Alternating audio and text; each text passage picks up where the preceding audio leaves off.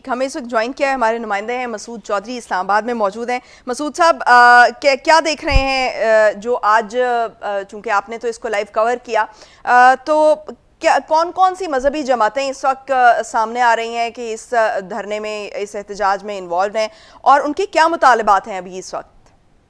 जी, सबसे पहले तो ये तहफ़्फ़ुज़ ख़त्म नबूवत फोरम है, जिसके तहत ये एहतजाज इस्लामाबाद में आज किया गया है। और इसमें जमीयत उलमा इस्लाम समीउल हक ग्रुप जो है वो सबसे ज्यादा प्रोमिनेंट रहा, जबकि उसके अलावा दीगर मजहबी जमातों की इसको सपोर्ट हासिल रही। तकरीबन 4 बजे के नजदीक अवाम का एक बड़ा ग्रुप जो है मजहबी जमातों पर मुश्तमिल, मजहबी कारकुनान पर मुश्तमिल, वो अचानक से जो है वो डी चौक के नजदीक इकट्ठा होना शुरू हुए और उसके बाद उन्होंने मार्च किया डी चौक से बढ़ते हुए असेंबली हॉल तक। इनको कॉल किसकी तरफ से दी गई थी?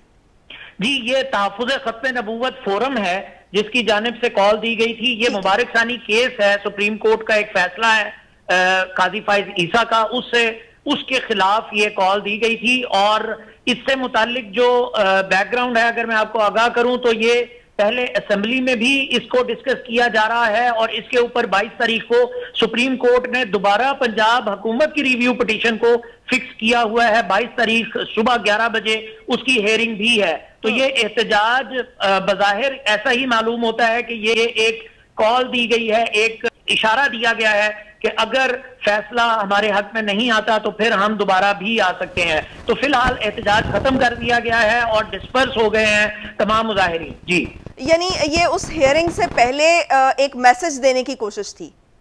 जी, बज़ाहिर ऐसा ही महसूस होता है कि जो पहले का फैसला है काजी फाइज ईसा का, जिसको पिटीशन को कल फिक्स करने की जो है वो बात कर दी गई है और पिटीशन को फिक्स भी कर दिया गया है रिव्यू पिटीशन को, तो दूसरी रिव्यू पिटीशन है। तो बहुत सारी मजहबी जमातें हैं जिन्होंने उस रिव्यू पिटीशन को निगेट कर दिया, यानी उन्होंने तस्लीम करने से इनकार कर दिया और वो ये मुतालबा कर रहे हैं कि वो मुबारक सानी केस जो है उसमें जो सुप्रीम कोर्ट ने फैसला किया है उसको नल एंड वॉइड करके वही जो फैसला है उसको अडॉप्ट किया जाए। जी सही। तो अभी इस वक्त जो इंतजामिया है उसके साथ उनकी बात हुई है, कुछ मामला तय हुए हैं जिसके बाद एहतजाज खत्म किया गया? जी नहीं, बिल्कुल ऐसा नहीं है। उन्होंने अपना ये मैं बहुत जिम्मेदारी के साथ ये बात कर रहा हूँ, हमारे जराए भी इस बात को कंफर्म करते हैं, हम भी तमाम दिन इस्लामाबाद के अंदर रिपोर्टिंग करते हैं। अचानक से 4 बजे के नजदीक जो है वो पब्लिक ने इकट्ठा होना शुरू किया और उसके बाद फिर 4:30 के बाद 5, 6 और 7 बजे तक वो यहाँ पर रहे, लेकिन 7 बजे ऐसे गायब हुए जैसे यहाँ पर कभी कोई एहतजाज हुआ ही नहीं।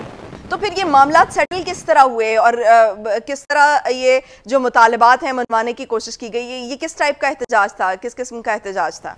ये मेरा ये मानना है, बतौर सहाफी मेरा ये मानना है कि ये एक पैगाम पहुंचाया गया है सुप्रीम कोर्ट के दरवाजे तक, सिर्फ मीडिया के जरिए, ताकि हाईलाइट हो जाए ये मामला, ताकि मीडिया के जरिए ये हाईलाइट हो जाए मामला।